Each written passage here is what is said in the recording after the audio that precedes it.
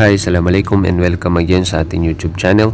So ang topic natin ngayon ay kung paano natin i-retrieve yung ating NBA clearance. So halimbawa, naka-renew tayo or nakakuha na tayo ng ating NBA clearance. So nawala yung ating physical NBA clearance.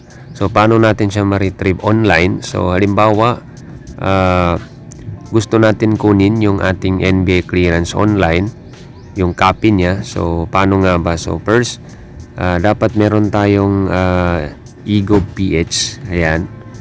So dapat meron tayo niyan. And then mag-install lang tayo sa ating Google Play Store. So kung may account na tayo, so mas maganda. So open lang natin.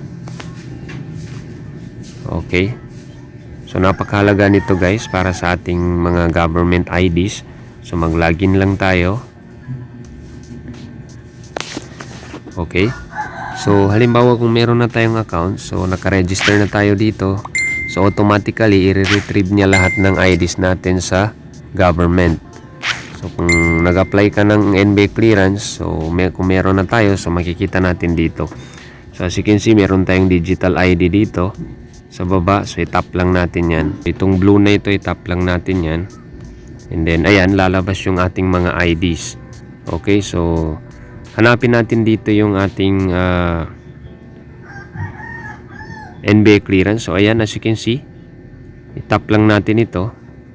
And then lalabas yung ating NBA clearance. Okay.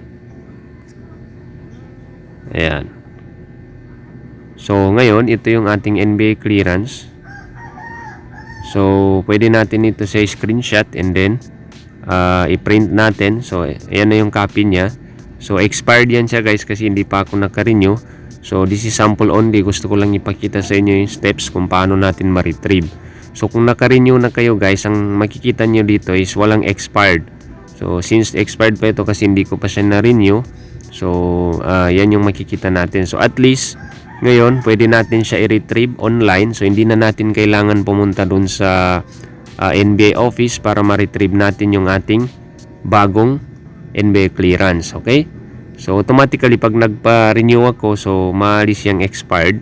So mariretrieve natin ngayon yung ating NBA clearance nang hindi na natin kailangan pumila pa dun sa NBA office. Okay?